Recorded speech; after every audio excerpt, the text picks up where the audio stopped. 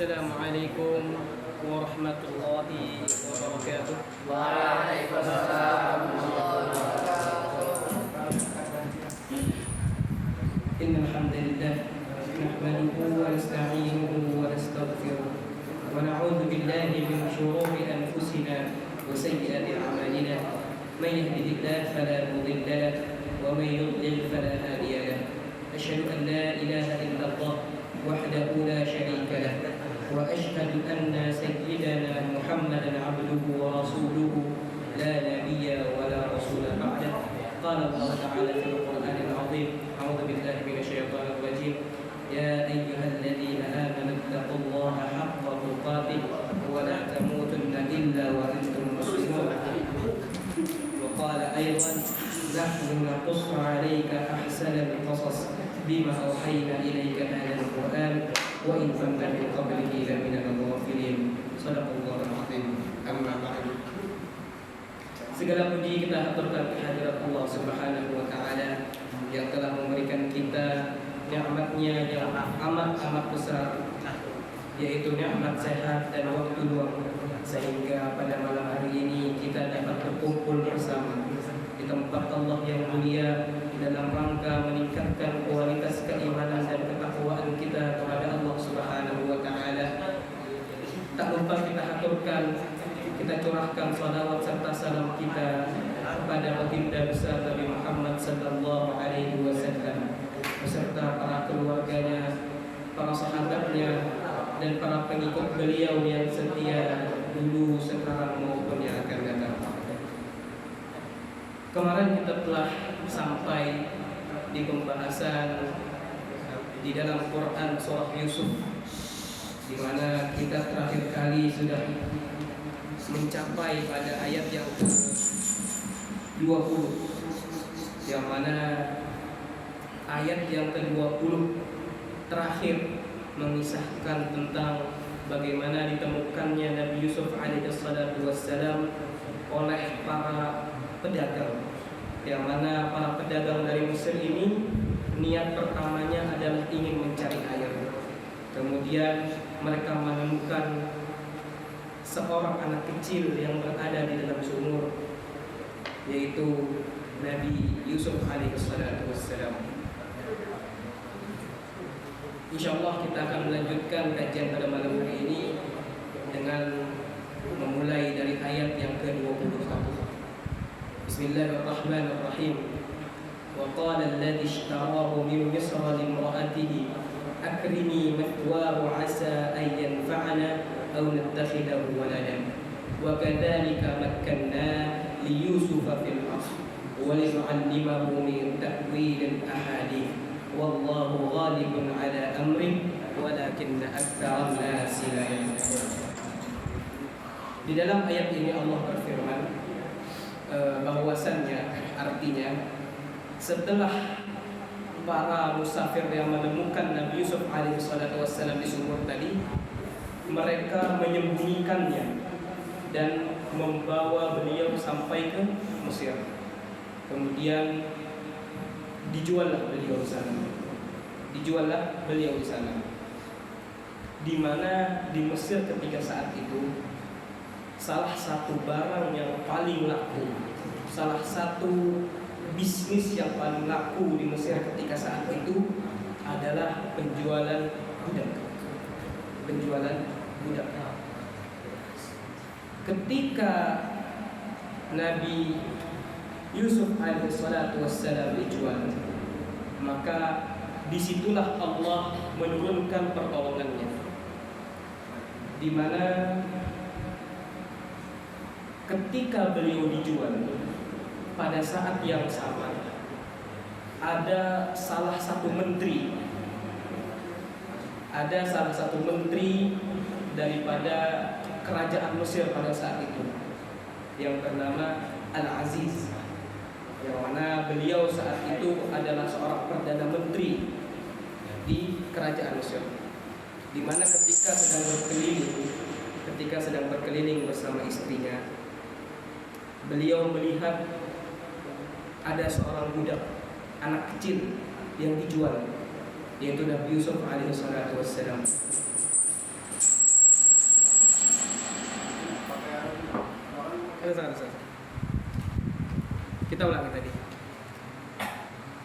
ketika Al-Aziz dan istrinya sedang berjalan di pasar, pada saat yang sama mereka menemukan seorang anak kecil, yaitu Nabi Yusuf alaihi salatu wassalam. Ketika Al-Aziz dan istrinya pertama kali, first impression, pandangan pertama terhadap Nabi Yusuf alaihi salatu wassalam, maka berkata Al-Aziz ini sesuai yang ada dalam Al-Quran, ishtarahu min misra limra'atihi akrimi mathwahu asa. Akrimi, kata istrinya, kata Al-Aziz, wahai istriku, ayo kita beli, mari kita beli anak ini, kita muliakan dia, kita rawat dia, asa ayyan fa'ana, karena aku mempunyai firasat bahwasannya anak ini kedepannya akan mendatangkan manfaat, au nattakhidahu walada, atau bahkan bisa kita angkat sebagai anak. Karena menurut sebagian ahli tafsir, istri Al-Aziz itu tidak mempunyai anak, tidak mempunyai anak. Nanti akan dijelaskan di bab berikutnya kenapa istri Al-Aziz masih belum mempunyai anak. Semoga, mari kita beli anak ini karena saya mempunyai firasat mungkin di masa depan anak ini bisa mendatangkan manfaat, au nattakhidahu walada, atau bahkan kita bisa angkat dia sebagai anak. Wa kadzalika makkanna li Yusufa fil ardh. Dan ini salah satu kata emas yang ada di dalam Al-Qur'an, yang ada di dalam surah ini. Ketika saudara-saudara Nabi Yusuf pulang ke hadapan ayahnya, mereka merasa bahwasannya mereka sudah menang. Mereka merasa dalam diri mereka, kami ini sudah menyingkirkan Yusuf, ayah kami akan cinta kepada kami. Tapi mereka salah, karena Allah berfirman, innallaha la yudayyi'una. Allah tidak akan meninggalkan, Allah tidak akan menelantarkan hamba-hambanya. Maka di sini kata Allah, wa kadzalika makkanna li Yusufa fil ardh. Ketika Nabi Yusuf ada di titik terendah di dalam sumur, Allah akan jadikan dia orang terkuat yang ada di dunia, orang yang paling berkuasa. Dimulai dengan apa? Dimulai dengan dia dibeli oleh Al-Aziz. Walinu'allimahu min ta'wilil ahadits. Kemudian setelah dibeli, maka Nabi Yusuf dirawat. Walinu'allimahu min ta'wilil ahadits. Kemudian Allah mengajarkan kepada Nabi Yusuf takwil. Takwil itu maksudnya salah satu ilmu, salah satu cabang ilmu menafsirkan mimpi. Ahadits. Wallahu ghalibun ala amrihi walakinna aktsaran nasi la ya'lamun. Allah memberikan suatu keajaiban yang mana pada saat itu tidak ada manusia yang mengetahuinya. Nggak ada orang yang bakal menyangka bahwasannya anak kecil yang ditemukan di sumur, yang dijual ini, kedepannya akan menjadi orang yang paling berkuasa di Mesir ketika saat itu. Makanya kata Allah, wallahu ghalibun ala amri walakinna aktsaran nasi la ya'lamun. Kemudian kita telah sampai di bab berikutnya. Kita sudah selesai di bab kedua tadi. Bab pertama tentang rencana pengusiran, rencana pembuangan. Bab kedua sudah sampai ketika beliau dijual. Dan di bab ketiga Allah mulai dengan ayat ke-23, di mana ketika saat itu Nabi Yusuf bukan anak kecil lagi. Wallahu a'lam, ada yang berkata beliau sudah umur 20 ke atas. Artinya beliau sudah matang. Ketampanan beliau sudah mulai muncul, kemudian kecerdasan beliau sudah mulai muncul, ketaatan beliau sudah sangat-sangat teruji. Dan benar, selama 10 tahun itu Al-Aziz sangat menyayangi Yusuf. Kenapa? Yang pertama, karena beliau adalah anak yang rajin, anak yang beradab, anak yang berbakti, selalu membantu pekerjaan, menerima tamu dan segala macam, menjadi sekretaris dan asistennya Al-Aziz ketika beliau ada di luar. Maka para ulama mengatakan ada 3 orang yang mempunyai firasat paling kuat. ada 3 orang yang mempunyai firasat paling kuat. Orang yang pertama yaitu Al-Aziz. Orang yang punya firasat paling kuat yang pertama Al-Aziz. Ketika dia membeli Yusuf, kan ketika dia membeli Yusuf, dia berkata, aku ini punya firasat, anak ini nanti ke depannya akan menjadi seseorang yang hebat, dan itu akan menjadi kenyataan di masa depan. Kemudian yang kedua adalah perempuan yang menemukan Nabi Musa. Perempuan yang bertemu Nabi Musa, itu nanti ada kisahnya. Itu termasuk salah satu orang yang firasatnya paling kuat. Dan yang ketiga, orang yang mempunyai firasat paling kuat adalah Abu Bakar As-Siddiq ketika memilih Umar bin Khattab. Jadi kisah singkat, ketika Abu Bakar dalam kondisi mendekati sakaratul maut, beliau bermusyawarah dengan banyak sahabat. Tapi uniknya ketika itu beliau tidak mengajak satu sahabat, yaitu Umar bin Khattab. Ada alasan khusus kenapa beliau tidak diundang. Karena topik yang akan dibahas adalah Umar bin Khattab akan dijadikan sebagai pengganti Abu Bakar As-Siddiq. Ketika para sahabat bertanya, wahai Abu Bakar, kenapa engkau memilih Umar? Sedangkan di situ ada Ali bin Abi Thalib, ada Uthman bin Affan, ada Talha, ada Zubair. Apa kata Abu Bakar As-Siddiq? Sungguh aku punya firasat bahwasannya apabila umat ada di tangannya, maka kejayaan akan datang. Dan betul, ketika Abu Bakar As-Siddiq meninggal dunia, Umar bin Khattab menggantikan posisinya sebagai khalifah selama 10 tahun, maka kekuasaan Islam menyebar ke 3 penjuru. Di timur, mereka berhasil mengalahkan pasukan-pasukan Romawi. Di barat, mereka berhasil mengalahkan pasukan-pasukan Persia.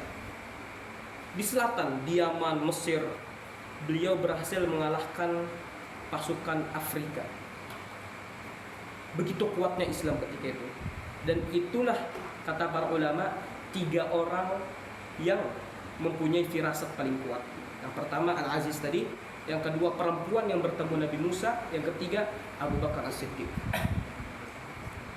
Kita mulai. Ketika Nabi Yusuf sudah tua, ketampanannya sudah mulai terlihat. Apa kata Nabi SAW? Kata Nabi, sesungguhnya setengah ketampanan dunia, kalau tidak salah setengah atau seperempat, setengah ketampanan dunia ada di tangannya Nabi Yusuf alaihissalam. Seluruh bentuk wajahnya, dari kepala, mata sampai kakinya, merupakan bentuk yang paling sempurna seorang manusia, salah satu yang paling sempurna. Maka kata Rasulullah SAW, setengah ketampanan dunia ada di tangan Nabi Yusuf alaihissalam. Bukan hanya ketampanannya, sifatnya. Beliau mempunyai sifat yang sangat menyenangkan. Beliau mempunyai banyak sifat soleh, beliau punya banyak sifat baik, sehingga beliau disukai oleh banyak orang. Maka inilah salah satu hal yang paling menakutkan daripada seorang perempuan, yaitu apa tadi?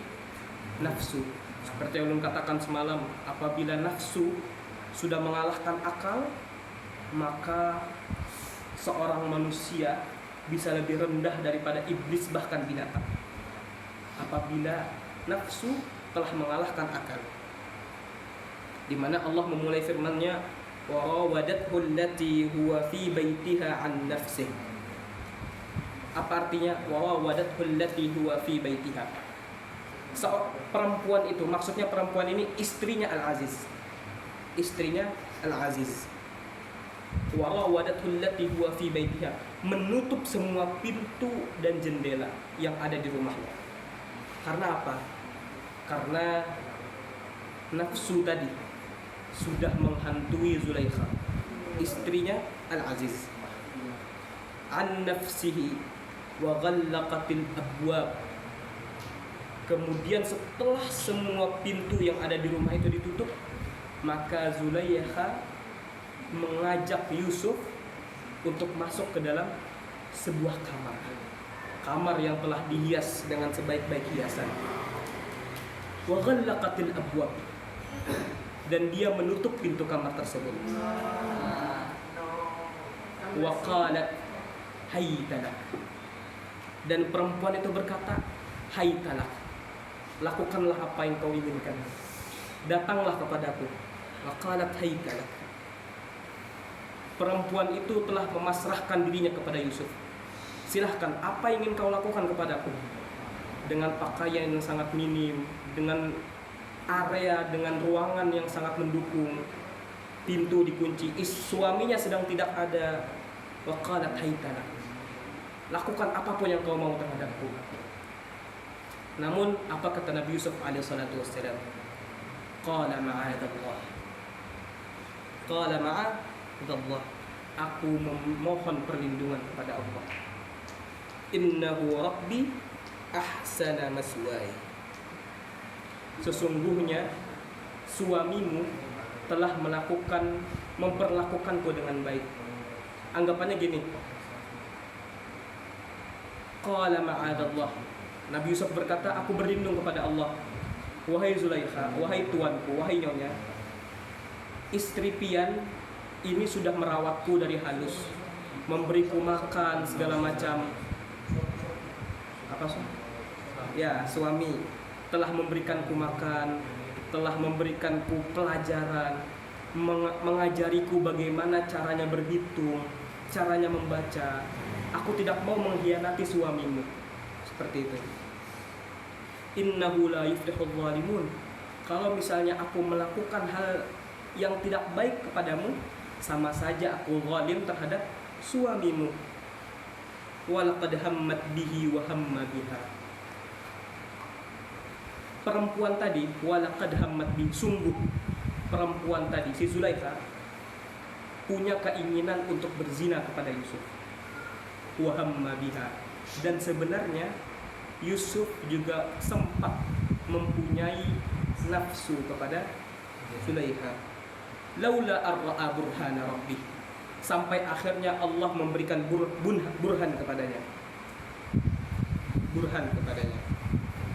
Ulun jelaskan sedikit-sedikit dulu. Di sini banyak terjadi perbedaan pendapat para ulama.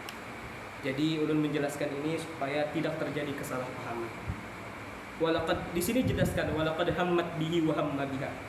Perempuan ini, si Zulaikha, punya rasa ingin berzina kepada Yusuf. Wa hamma biha, Yusuf pun sempat ingin berzina. Para ulama terbagi dua pendapat. Pendapat pertama, salah satunya Imam At-Tabari, mengatakan bahwasannya Ibnu Abbas, sahabat Ibnu Abbas pernah berkata kepada Rasulullah SAW ketika Rasulullah membacakan ayat ini. Maka Ibnu Abbas berkata, wahai ya Rasulullah, di sini dijelaskan wahamma biha, Yusuf ini juga ada keinginan kepada Zulaikha. Sampai mana keinginan itu? Sebesar apa keinginannya? Kemudian, tapi kita harus tahu bahwasannya hadis yang membacakan ini redaksinya lemah, dhaif. Bahwasannya kata Rasulullah SAW, ketika itu Yusuf sempat ingin membuka celana. Jadi dulu celana itu, pendeng itu kan pakai tali, pernah lah tahu, pakai tali. Yusuf ini sudah sempat membuka talinya, ingin menurunkan celananya. Nah, ada ulama yang berpendapat seperti itu. Bahkan ada kaum-kaum Yahudi, ini kisah Israiliyat, mengatakan bahwasannya orang-orang Yahudi, memang kebiasaan orang Yahudi seperti itu, selalu mendustakan nabi-nabinya. Kata orang-orang Yahudi, Nabi Yusuf sempat membuka celananya, dan menindih Zulaikha. Itu kata Yahudi. Tapi jelas itu kata-kata yang dikeluarkan oleh orang Yahudi. Itu menurut pendapat yang pertama. Dan menurut pendapat yang kedua, walaqad hammat bihi wa hamma biha, maksudnya ham ini adalah keinginan tetapi tidak dilakukan dengan perbuatan. Maksudnya apa? Cuman terlintas. Jadi ketika Zulaikha menggoda segala macam, Nabi Yusuf sempat terpikir ingin juga melakukannya. tapi hanya sebatas pikiran, tidak sampai membuka celana atau segala macam. Laula arra'a burhana rabbi. Kenapa ketika Nabi Yusuf berpikir seperti itu, Allah memberikan burhan kepadanya. Sekarang muncul lagi pertanyaan, burhan itu apa, gerak? Ada yang tahu apa itu burhan? Ngaran orang lah, yang ngaran orang. Burhan itu artinya petunjuk. Kemudian ada lagi pertanyaan, terus bedanya hudan dan burhan itu apa? Hudan artinya petunjuk, burhan petunjuk juga. Ayo. Maka para ulama bahasa lughat mengatakan bahwasannya maksud hudan ini adalah petunjuk seperti biasa. Petunjuk seperti biasa. Contoh, kita membaca Quran, membaca ayat-ayat tentang kiamat, tentang neraka. Kemudian kita merasa takut dan kita bertobat. Nah, itu namanya hudan, petunjuk dari Allah. Sedangkan burhan itu adalah petunjuk di saat kita ingin melakukan maksiat. Contoh simpelnya, ketika ulun menempel kopi misalnya, menempel kopi denda, kemudian terbesit di hati kita, stok ini 2 hari aja habis, stok 3 biji kan anggapannya. Tapi ketika terlewat pikiran seperti itu, tiba-tiba hati kita tergeletak, jangan gitu, ini kada boleh, kesian santri-santri yang lain. Nah, itu burhan namanya. Burhan. Ketika kita misalnya mau mencuri, misalnya ada duit gugur 100.000, mau kita ambil. Pas mau kita ambil, hati kita berkata, jangan, ini duit haram, duit ini subhat, tidak tahu milik siapa. Hukumnya apa? Tidak boleh diambil. Apabila kita memakannya, maka haram hukumnya. Kemudian nggak jadi kita ambil. Nah, itu burhan namanya. Nah, itu perbedaan antara burhan dan hudan. Hudan tadi petunjuk yang dari awal Allah berikan, seperti Al-Quran, hudan lil muttaqin. Dari dulu sudah Allah turunkan Al-Quran sebagai petunjuk. Kalau burhan itu petunjuk yang Allah berikan ketika kita sedang ingin melakukan perbuatan maksiat. Ketika kita contohnya mungkin lagi berdebat dengan orang lah, lagi berdebat yang sering lagi berdebat dengan orang, kemudian tangan kita ini berasa ingin mukul aja, ingin mukul misalnya. Kemudian ketika ingin mukul, tiba-tiba hati kita ini tersentak, jangan gini, ini nggak baik gitu anggapannya. Nah, itulah kata para ulama artinya burhan. Kita lanjut lagi. Kadzalika linasrifa anhu su'a wal fahsya innahu min ibadinal mukhlasin. Kenapa Allah memberi Nabi Yusuf burhan? Karena beliau termasuk hamba-hamba Allah yang mukhlasin. Kemudian kita lanjut kisahnya. Wastabaqal baba. Kemudian Nabi Yusuf ini lari. Ketika tahu ini salah, ini nggak boleh dilakukan, maka beliau lari. Wa qaddat qamisahu. Kemudian ketika Nabi Yusuf berlari, Zulaiha mengejar juga. Maka ditariklah baju Nabi Yusuf, ditarik kerahnya. Wa qaddat qamisahu. Ketika ditarik, robek baju bagian belakangnya.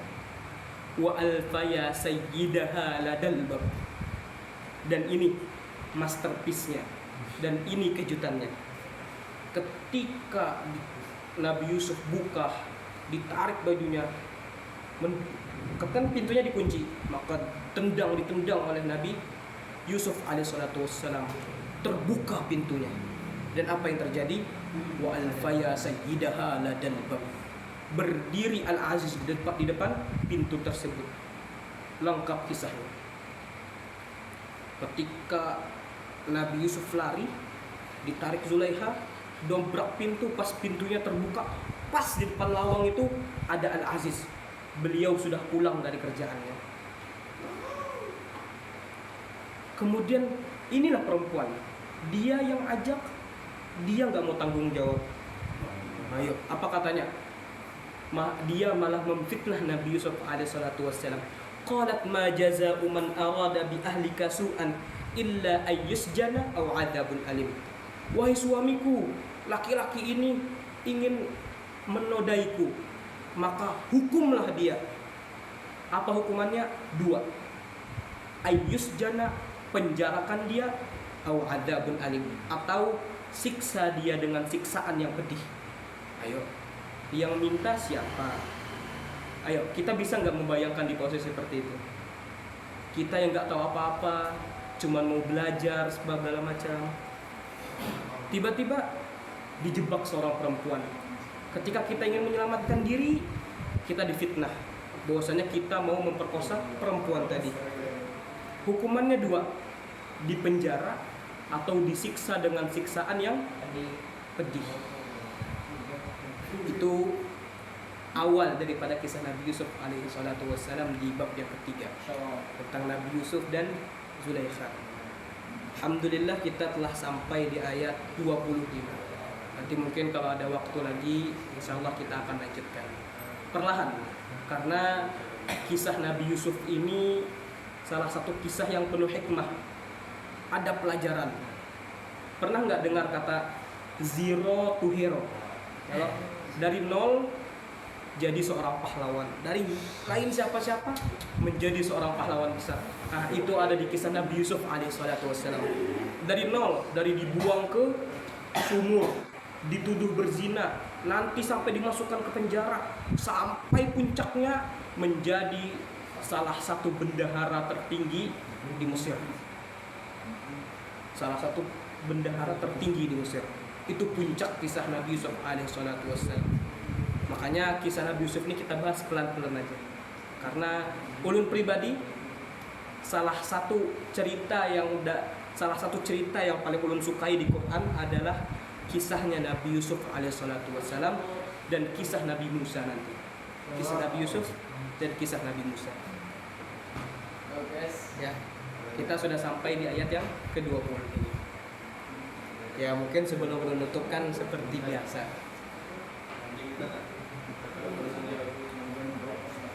Yang itu tadi